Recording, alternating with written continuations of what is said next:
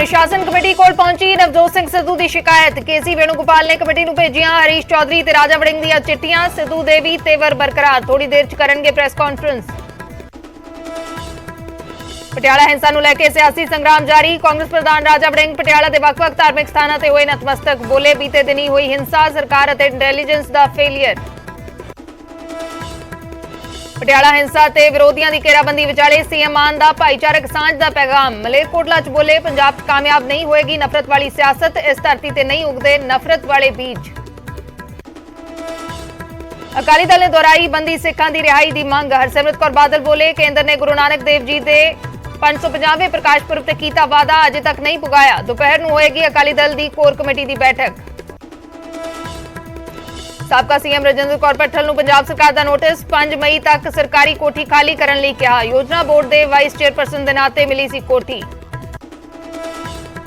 बिजली दे मुद्दे ते मान सरकार नूं घेरन दी तैयारी च बीजेपी। 5 मई नूं सूबे भर च पार्टी दा प्रदर्शन। फ्री बिजली ते लगाई शर्त दा कर रहे विरोध।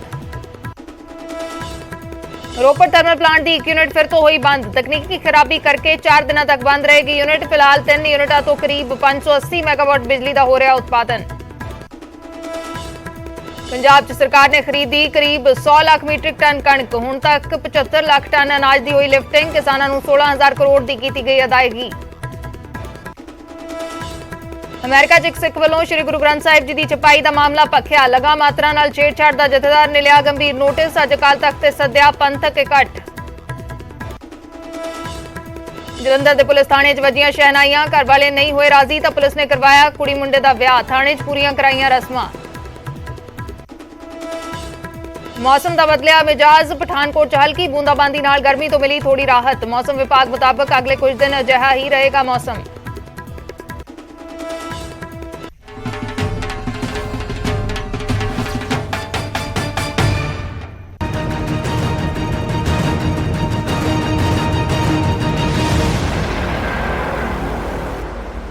सत श्री अकाल, मैं अर्शदीप संधू, न्यूज़ 18 पंजाब हरियाणा हिमाचल देख रहे दर्शकों का स्वागत है। शुरुआत करते हैं नवजोत सिंह सिद्धू तो। नवजोत सिंह सिद्धू ते एक्शन की तैयारी हो रही है। कांग्रेस की अनुशासन कमेटी के कोल पूरा मामला पहुंच चुका है। हरीश चौधरी के वलों राजा वड़िंग की सिफारिश से सोनिया गांधी को चिट्ठी लिखी गई, शिकायत की गई, कार्रवाई करने की मांग की गई ते हुण अनुशासन कमेटी कोल यह मामला पहुंच चुका है। केसी वेणुगोपाल ने AK एंटनी को चिट्ठी लिख दी है। कमेटी को हरीश चौधरी ते वड़िंग दीयां चिट्ठियां भेज दित्तियां गईयां ने। नवजोत सिंह सिद्धू ते सख्त एक्शन हो सकता है। अनुशासन कमेटी कोल शिकायतां भेज दित्तियां गईयां ने। सोनिया गांधी को हरीश चौधरी ने चिट्ठी लिखी सी।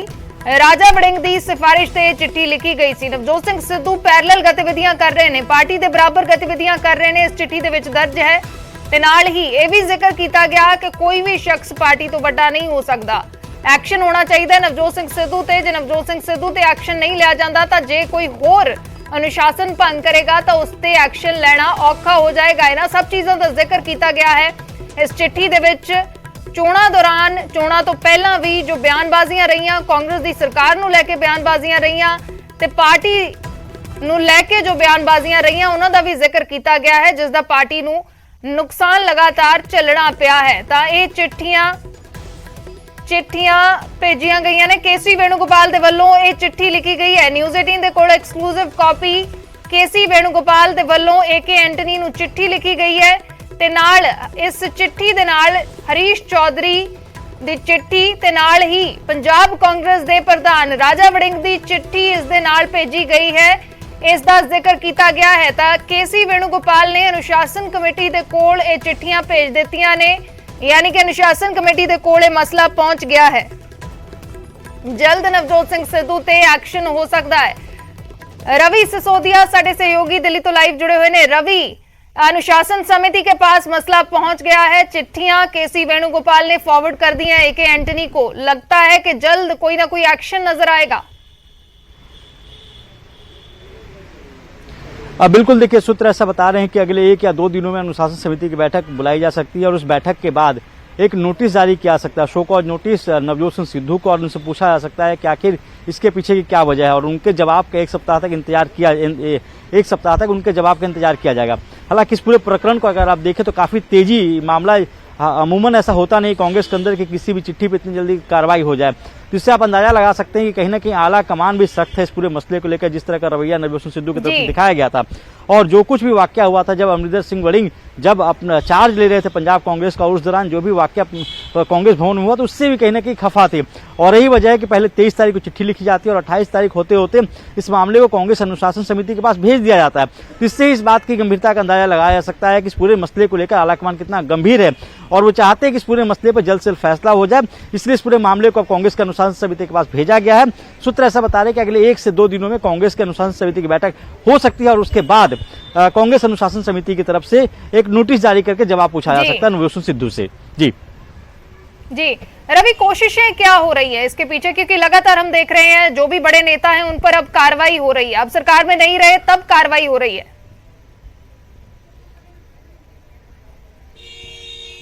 बिल्कुल, देखिए अब कोशिश ये है कि पार्टी के अंदर अनुशासन किसी तरह से भंग ना होने पाए, क्योंकि पूरे मसले को अगर आप देखें तो ऐसा माना जा रहा है कि आला कमान के कमजोर होने के बाद जो छत्रप हैं, जो स्टेट लीडर्स हैं, वो अपनी तरफ से मनमानी कर रहे हैं।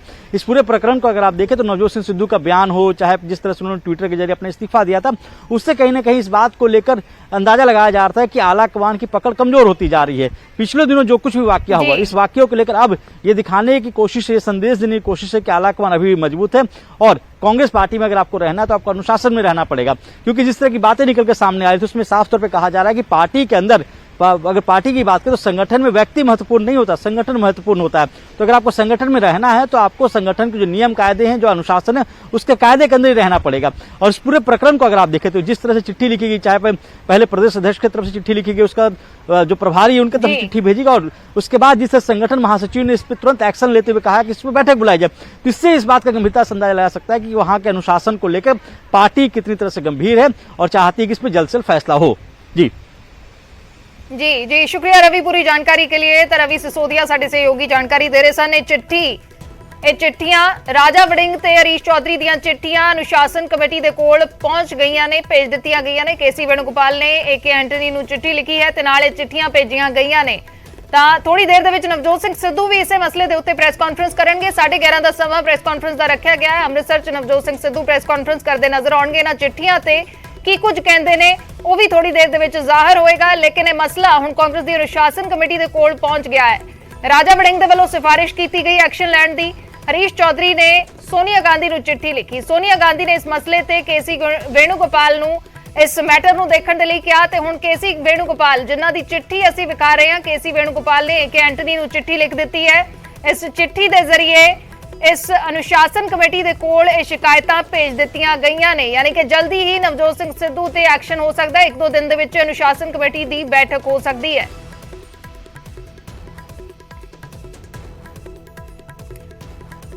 ਨਵਜੋਤ ਸਿੰਘ ਸਿੱਧੂ ਦੇ ਵੱਲੋਂ ਲਗਾਤਾਰ ਬਿਆਨਬਾਜ਼ੀਆਂ ਕੀਤੀਆਂ ਗਈਆਂ, ਚਾਹੇ ਉਹ ਪਿਛਲੀ ਕਾਂਗਰਸ ਸਰਕਾਰ ਦੇ ਵੇਲੇ ਹੋਣ ਤੇ ਹੁਣ ਜਦ ਸਰਕਾਰ ਨਹੀਂ ਰਹੀ ਤਾਂ ਵੀ ਪਾਰਟੀ ਵਿਰੋਧੀ ਬਿਆਨ ਦਿੱਤੇ ਜਾ ਰਹੇ ਨੇ। ਇਹ ਇਲਜ਼ਾਮ ਲਗਾਏ ਗਏ ਨੇ, ਇਹਨਾਂ ਚਿੱਠੀਆਂ ਦੇ ਵਿੱਚ ਇਹਨਾਂ ਦਾ ਜ਼ਿਕਰ ਕੀਤਾ ਗਿਆ ਹੈ।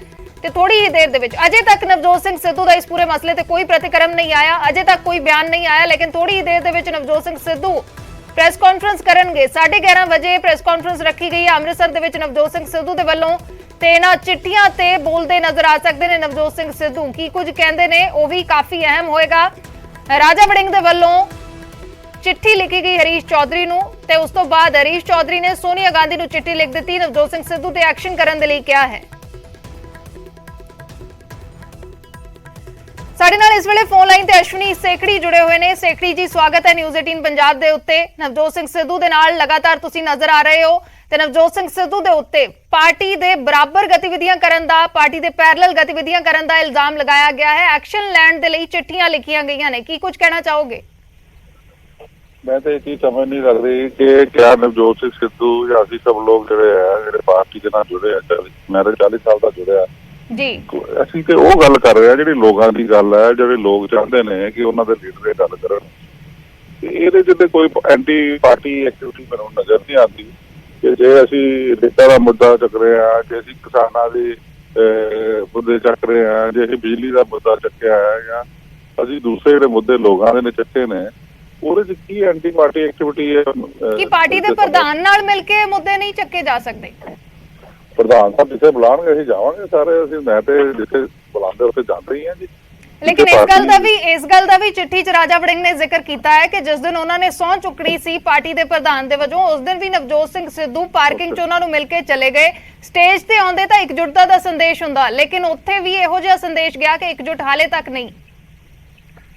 ਇਸ ਤਰ੍ਹਾਂ ਹੈ ਕਿ ਇਹ ਗੱਲ ਤੇ ਸਿੱਧੂ ਸਾਹਿਬ ਜਵਾਬ ਦੇਣਗੇ ਸੀਰਾ ਕਿ ਉਹਨਾਂ ਨੇ ਕਿੱਥੇ ਜਾਣਾ ਸੀਗਾ ਕਿੱਥੇ ਨਹੀਂ ਜਾਣਾ, ਪਰ ਉੱਥੇ ਪਹੁੰਚੇ ਜ਼ਰੂਰ ਸੀ। ਸਿੱਧੂ ਸਾਹਿਬ ਅੱਧਾ ਪੌਣਾ ਘੰਟਾ ਉੱਥੇ ਬੈਠੇ ਸੀ, ਮੈਂ ਜ਼ਰੂਰ ਦੇਖਿਆ ਸੀਗਾ। ਹਾਂਜੀ, ਉੱਥੇ ਬੈਠੇ ਸੀ ਆਫਿਸ ਦੇ ਵਿੱਚ, ਤੇ ਜਦੋਂ ਵੜਿੰਗ ਸਾਹਿਬ ਆਏ ਉਹਨਾਂ ਨੂੰ ਮਿਲ ਕੇ ਗਏ ਨੇ।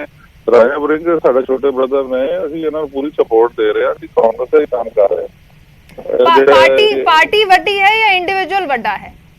ਪਾਰਟੀ ਦਾ ਕੰਮ ਕਰਨ ਵਾਲੇ ਬੰਦੇ ਜਿਹੜੇ ਉਹ ਵੱਡੇ ਹੁੰਦੇ ਨੇ। ਪਾਰਟੀ ਜਿਹੜਾ ਦੇਖੋ, ਕਾਂਗਰਸ ਪਾਰਟੀ ਜਿਹੜੀ ਹੈ ਇਹ ਲੋਕਾਂ ਦਾ ਸਮੂਹ ਹੈ, ਇੱਕ ਆਈਡੀਓਲੋਜੀ ਹੈ ਜਿਹਦੇ ਤੇ ਸਾਰੇ ਲੋਕ ਇਕੱਠੇ ਹੋਏ, ਠੀਕ ਹੈ ਜੀ। ਰਿਸ਼ਤੇਦਾਰੀ ਥੋੜਾ ਹੈ, ਇਕੱਠੇ ਹੋਏ ਇੱਕ ਆਈਡੀਓਲੋਜੀ ਉਹਦੇ ਨਾਲ ਸਭ ਜੁੜੇ ਹੈ। ਤੇ ਆਈਡੀਓਲੋਜੀ ਨੂੰ ਜਿਹੜਾ ਬੰਦਾ ਅੱਗੇ ਜਾਂਦਾ ਹੈ, ਜਿਹੜਾ ਆਈਡੀਓਲੋਜੀ ਨੂੰ ਅੱਗੇ ਚੱਲਦਾ ਹੈ, ਉਹੀ ਕਾਂਗਰਸ ਪਾਰਟੀ ਹੈ। ਅਸੀਂ ਤੇ ਆਈਡੀਓਲੋਜੀ ਨਾਲ ਜੁੜੇ ਹੋਏ ਆ। ਹਾਂ, ਜ਼ਰੂਰ ਹੋਣਾ ਚਾਹੀਦਾ ਮੰਤਰਾਂ ਨਾਲ ਡਿਸਿਪਲਿਨ ਦੀ ਗੱਲ ਕਰਦੇ। ਵੜਿੰਗ ਸਾਹਿਬ ਬਹੁਤ ਵਧੀਆ ਕਰ ਰਹੇ ਪ੍ਰਧਾਨ ਜੀ, ਮੈਂ ਸਮਝਦਾ ਵਧੀਆ ਗੱਲ ਹੈ, ਪਰ ਇਹ ਕਾਂਡ ਨਹੀਂ ਹੋਣੀ ਚਾਹੀਦੀ। ਜਿਨ੍ਹਾਂ ਬੰਦਿਆਂ ਨੇ ਪਾਰਟੀ ਦਾ ਡਿਸਿਪਲਿਨ ਤੋੜ ਕੇ ਪਾਰਟੀ ਨੂੰ ਬਦਨਾਮ ਕੀਤਾ, ਪਾਰਟੀ ਨੂੰ ਹਰਾਮ ਦੇ ਵਿੱਚ ਹਿੱਸਾ ਪਾਇਆ, ਉਹਨਾਂ ਬੰਦਿਆਂ ਦੀ ਵੀ ਨਾਲ ਇਕੁਅਲ ਇਨਕੁਆਇਰੀ ਹੋਣੀ ਚਾਹੀਦੀ ਹੈ। ਫਿਰ ਤੇ ਗੱਲ ਸਹੀ ਹੋਏਗੀ। ਜਿੱਦਾਂ ਬੰਦਿਆਂ ਨੇ ਤੇ ਇਹਨਾਂ ਰਿਸ਼ਵਤ ਖਾ ਕੇ ਜੋ ਪਾਰਟੀ ਦਾ ਬਦਨਾਮੀ ਹੋਈ ਹੈ, ਉਹਨਾਂ ਬੰਦਿਆਂ ਨੂੰ ਵੀ ਨਾਲ ਸ਼ੋਅ ਕਰਨ ਨੋਟਿਸ ਹੋਣਾ ਚਾਹੀਦਾ। ਲੇਕਿਨ ਜਿਹੜੇ ਲੋਕਾਂ ਦੇ ਉੱਤੇ ਐਕਸ਼ਨ ਹੋਇਆ, ਜਿਨ੍ਹਾਂ ਲੋਕਾਂ ਨੂੰ ਪਾਰਟੀ ਚੋਂ ਬਾਹਰ ਕਰ ਦਿੱਤਾ ਗਿਆ, ਉਹ ਨਵਜੋਤ ਸਿੰਘ ਸਿੱਧੂ ਦੇ ਲਗਾਤਾਰ ਨਾਲ ਨਜ਼ਰ ਆ ਰਹੇ ਨੇ। ਇਸ ਨੂੰ ਲੈ ਕੇ ਵੀ ਚਿੱਠੀ 'ਚ ਜ਼ਿਕਰ ਕੀਤਾ ਗਿਆ ਹੈ। ਕਿੰਨੇ ਬੰਦੇ ਬਾਹਰ ਕਰ ਦਿੱਤੇ ਗਏ ਨੇ ਜੀ? ਦੇਖੋ, ਬੰਦੇ ਪਾਰਟੀ ਦੀ ਸਫਾਈ ਜ਼ਰੂਰ ਹੋਣੀ ਚਾਹੀਦੀ ਹੈ। ਜਿਹੜੇ ਬੰਦੇ ਪਾਰਟੀ ਦੇ ਖਿਲਾਫ ਕੰਮ ਕਰਦੇ ਨੇ, ਜਿਹਨਾਂ ਬੰਦਿਆਂ ਨੇ ਪਾਰਟੀ ਨੂੰ ਹਰਾਉਣ 'ਚ ਹਿੱਸਾ ਪਾਇਆ, ਪਹਿਲਾਂ ਤੇ ਉਹਦੀ ਇੱਕ ਨਿਸ਼ਪਕਸ਼ ਇਨਕੁਆਇਰੀ ਹੋਣੀ ਚਾਹੀਦੀ ਹੈ ਜੀ। ਔਰ ਸਾਡੇ ਲੀਡਰ ਬੜੇ ਸਿਆਣੇ ਨੇ, ਦਿੱਲੀ ਬੈਠੇ ਨੇ, ਉਹ ਇਨਕੁਆਇਰੀ ਕਰਕੇ ਜਿਹੜੇ ਬੰਦੇ ਨੇ ਜਿੰਨਾ ਕਸੂਰ ਕੀਤਾ ਉਨੀ ਸਜ਼ਾ ਦੇ ਦੇਣ ਜੀ। ਇਹ ਤੇ ਨਹੀਂ ਹੈ ਕਿ ਵੀ ਕਿਸੇ ਨੇ ਦੋ ਚਿੱਠੀ ਲਿਖ ਦਿੱਤੀ। ਹਾਂਜੀ, ਮੈਂ ਤੇ ਇਹ ਕਹਾਂਗਾ ਜੇ ਕਿਸੇ ਵੱਲ ਇੱਕ ਉਂਗਲ ਕਰਦੇ ਆ ਤੇ ਚਾਰ ਉਂਗਲਾਂ ਸਾਡੇ ਵੱਲ ਹੁੰਦੀਆਂ, ਸਾਨੂੰ ਉਹ ਵੀ ਦੇਖਣੀ ਚਾਹੀਦੀਆਂ ਜੀ। ਤੁਸੀਂ ਇਸ ਚਿੱਠੀ ਨੂੰ ਸਹੀ ਮੰਨਦੇ ਹੋ ਜਾਂ ਗਲਤ ਮੰਨਦੇ ਹੋ? ਦੇਖੋ, ਇੱਕ ਲੈਟਰ ਗਈ ਹੈ, ਇਹ ਤੇ ਉਹਨਾਂ ਹਾਈ ਕਮਾਂਡ ਦੀ ਜਿਹੜੀ ਅਨੁਸ਼ਾਸਨ ਕਮੇਟੀ ਆ ਉਹ ਦੇਖੇਗੀ ਇਹਦੇ ਚ ਕੀ ਸੱਚਾਈ ਹੈ ਕੀ ਨਹੀਂ ਹੈ, ਉਹ ਇਨਕੁਆਇਰੀ ਕਰਨਗੇ ਇਸ ਚੀਜ਼ ਦੀ ਜੀ, ਹੈ ਨਾ। ਤੇ ਮੈਂ ਇਹ ਰਿਕੁਐਸਟ ਕਰਾਂਗਾ ਆਪਣੇ ਪ੍ਰਧਾਨ ਜੀ ਜਿਹੜੇ ਰਾਜਾ ਵੜਿੰਗ ਜੀ ਨੂੰ, ਕਿਰਪਾ ਕਰਕੇ ਇੱਕ ਨਿਸ਼ਪਕਸ਼ ਪੰਜਾਬ ਲੈਵਲ ਤੇ ਪਹਿਲਾਂ ਇਨਕੁਆਇਰੀ ਕਰਨ ਕਿਹੜੇ ਲੀਡਰ ਨੇ ਦੇ ਵਿੱਚ ਹਿੱਸਾ ਪਾਇਆ, ਕਾਂਗਰਸ ਦਾ ਜੇ ਹਾਲ ਕੀਤਾ, ਕਿਹੜੇ ਲੀਡਰ ਨੇ ਕੀਤਾ। ਮੈਂ ਪਾਰਟੀ ਦਾ ਵਰਕਰ ਹੋਣ ਦੇ ਨਾਤੇ 40 ਸਾਲ ਤੋਂ ਕੰਮ ਕਰਦਾ ਪਾਰਟੀ ਦਾ, ਪ੍ਰਦੇਸ਼ ਕਾਂਗਰਸ ਦੇ ਅਧਿਕਸ਼ ਮੰਨ ਰੱਖਦਾ ਕਿ ਤੁਸੀਂ ਨਾ ਸਟੇਟ ਲੈਵਲ ਕਮੇਟੀ ਬਣਾਓ ਜੀ, ਤੇ ਸਾਰੇ ਕਾਂਗਰਸ ਦੇ ਵਰਕਰਾਂ ਨੂੰ ਜਿਹਨੂੰ ਦਲਾਲ ਸੀ, ਜਿਹੜੇ ਕਾਂਗਰਸ ਹਰਾਮ ਹਿੱਸਾ ਪਾਇਆ, ਉਹਨਾਂ ਦਾ ਨਾਮ ਜ਼ਰੂਰ ਭੇਜਣ ਜੀ। ਉਹਨਾਂ ਨੇ ਆਪ ਦੇਖ ਲੈਣ ਕਿਹੜੇ ਬੰਦੇ ਨੇ ਪਾਰਟੀ ਦਾ ਇਹ ਹਾਲ ਕੀਤਾ ਜੀ।